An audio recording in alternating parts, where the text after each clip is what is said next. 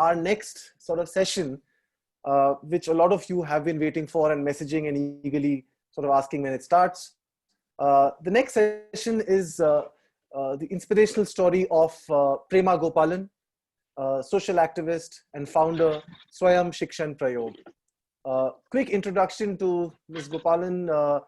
She's the founder and executive director of Swayam Shikshan Prayog, a learning and development organization that has empowered over 100,000 women in the last 20 years. Ms. Gopalan has made a long-standing contribution to the global networks and discussions in the areas of building pro-poor community resilience to disasters and climate change, and empowerment of women's networks to address poverty and inequality. She is also an Ashoka Globalizer, a Synergos Fellow, and winner of the Social Entrepreneur of the Year India Award 2018.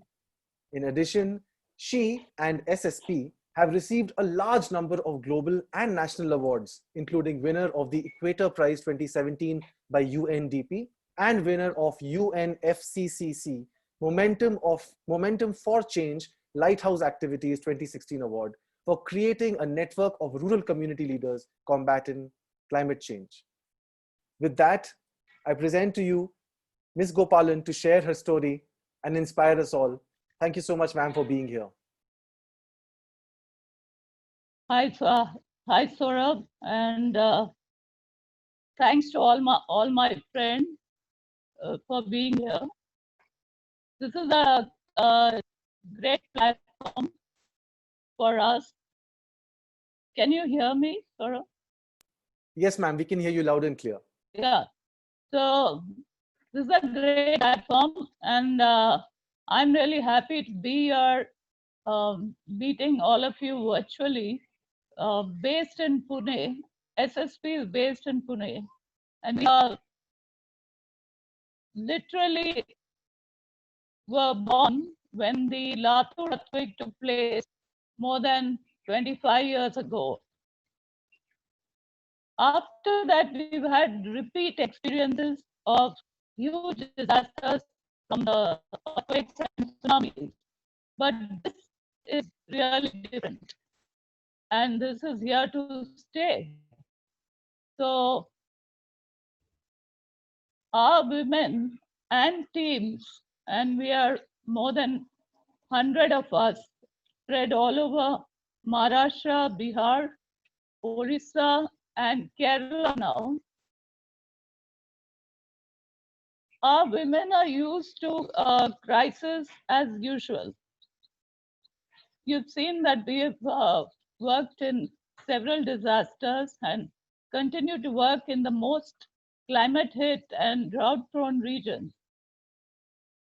So our empowerment strategy really looks at how women can be part of networks, but first empower themselves, build their confidence.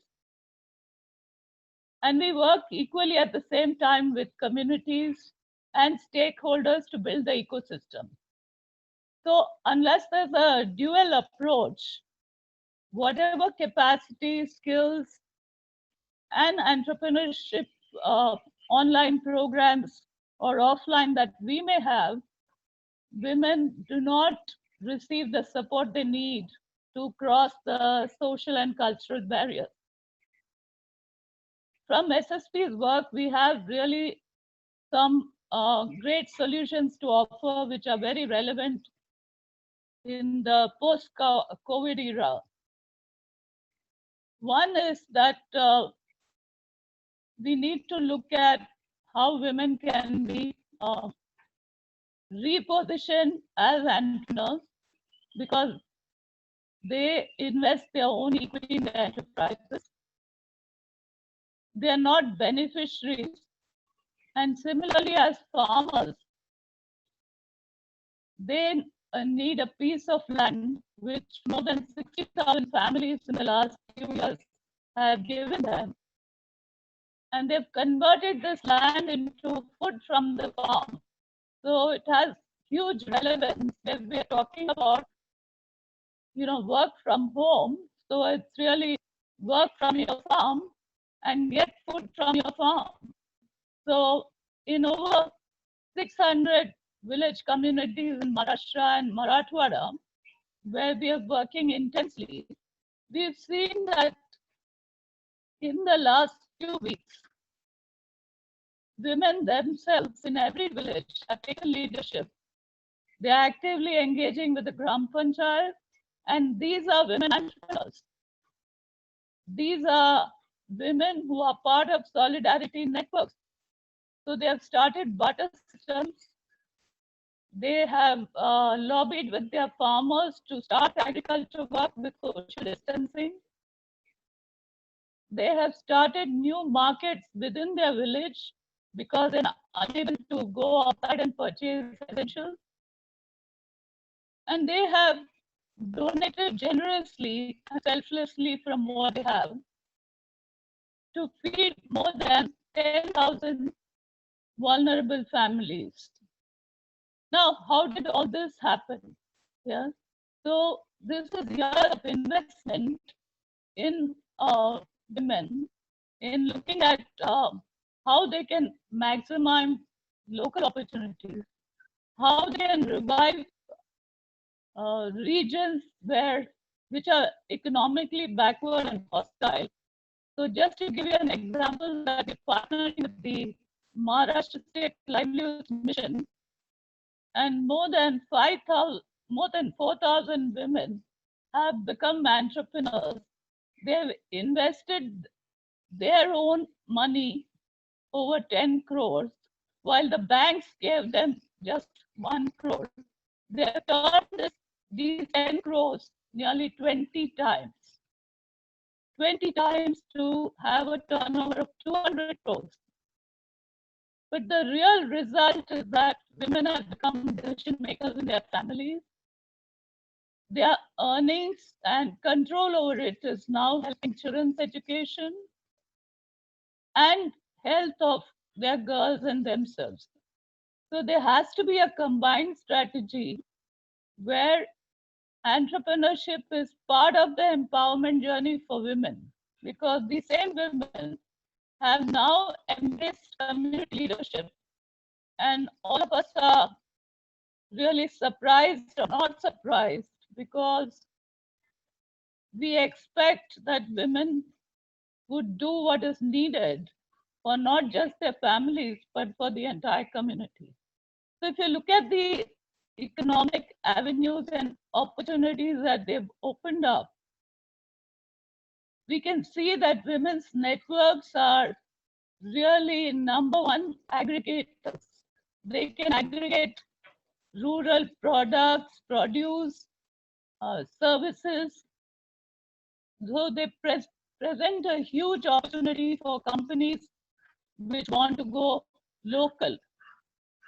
But of course, the warning is that these are empowered women, so they are very vocal and their voice counts. Similarly, we are seeing that in our project with UNICEF, women in more than 50 villages have worked hand in hand with the frontline workers, ensuring that health is both a sector where each one of us needs to be aware, but it's also a sector for livelihood opportunity.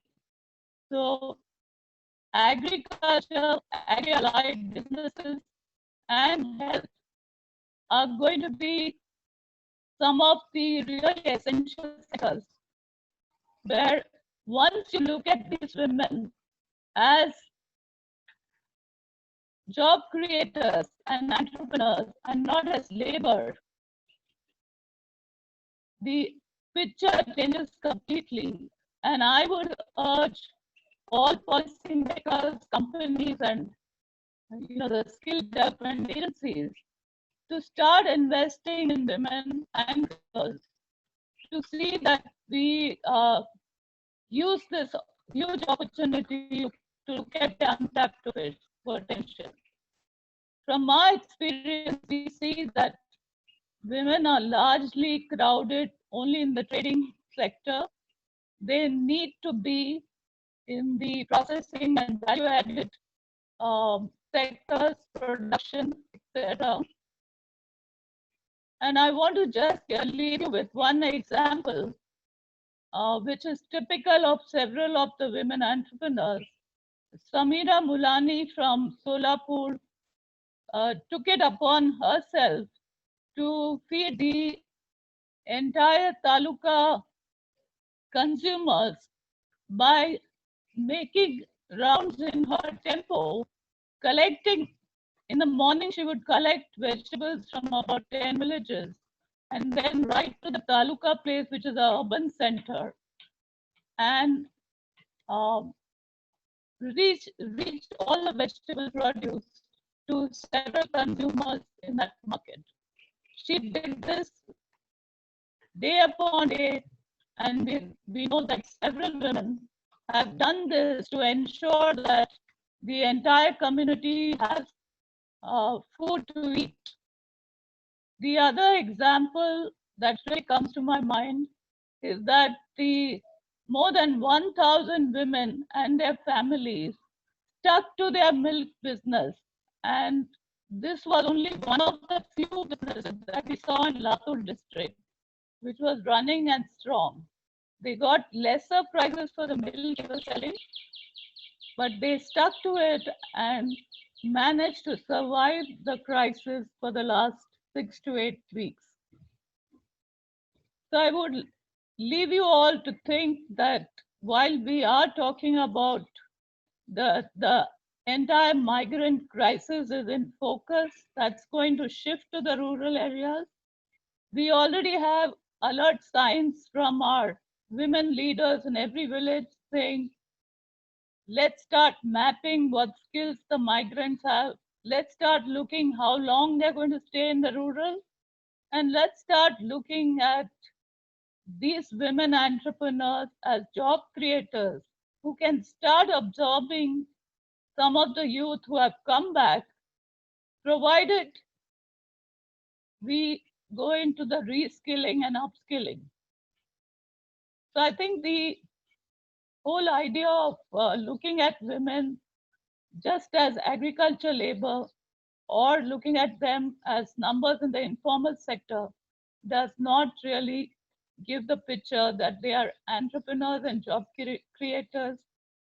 And large and small companies now wanting to go hyper local need to look at women as higher up in their value chains rather than looking at them at the end of the bottom. Thank you so much for inviting me again. And any questions, I'll be happy to answer. Thank you, Saurabh. Thank you very much, ma'am. Please stay on.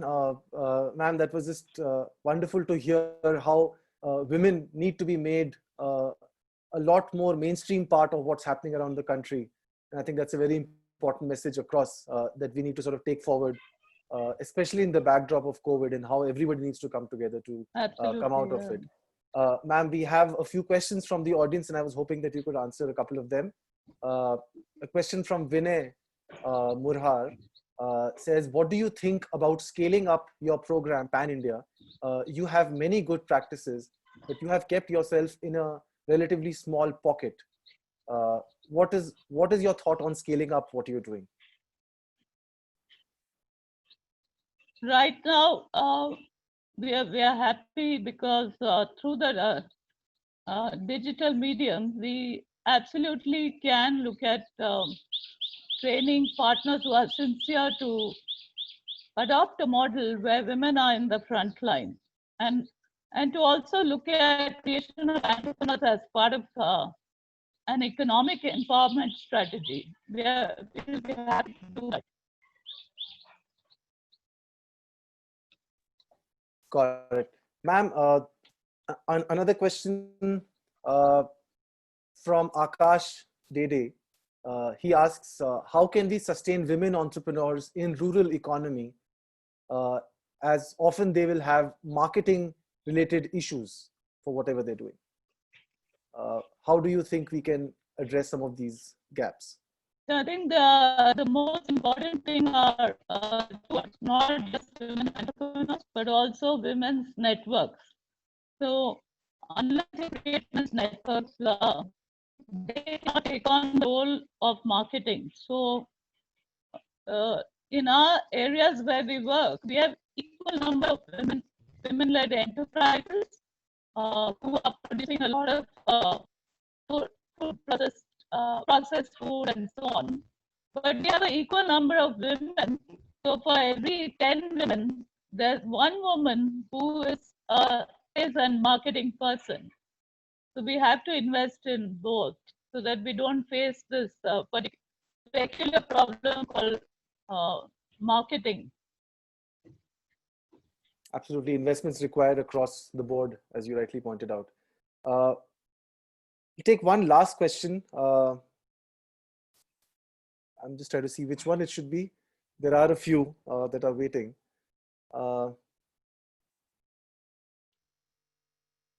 Question from Sobhi, and she's been waiting for your session for a while. Apart from rural retail and agriculture, what are some ideas around women in frontline healthcare systems and health sector entrepreneurship? Is that something to invest in, according to you? Absolutely. I think it's the most underinvested sector, I would say, healthcare and rural. But now everyone's talking about it, or everybody's talking about the lack of rural healthcare centers and healthcare systems. And everybody's talking about a paucity of healthcare providers. So I think all of these are tremendous opportunities. We have ourselves invested earlier, and we continue to invest together with UNICEF. We had Arogya Sakhis in 100 villages. And what they do is look at the problem in a multidimensional way. So you can't look at it only as healthcare as medicines, but healthcare and nutrition, and now very importantly, hand washing and hygiene as a lifestyle step. So if you put all this together, women have a huge role in not just healthcare, but health governance, because it involves the increased use of water everywhere. So ensuring water security together with healthcare has become a number one thing, and also food security and nutrition. So an overall approach, and we need women as paraprofessionals and health workers, probably in huge numbers to be trained. So it's a job also for the skilling. Excellent, ma'am. I wish we could keep going on. There are so many questions, and you have such a depth and breadth of knowledge on the overall subject, and people are very keen to hear from you. But in the interest of time, I would like to thank you for taking the time on behalf of the entire audience who has been very keenly listening to you, and for sharing your thoughts and your journey with all of us. Thank you so much, and we wish you all the best in the future as well. Thanks so much.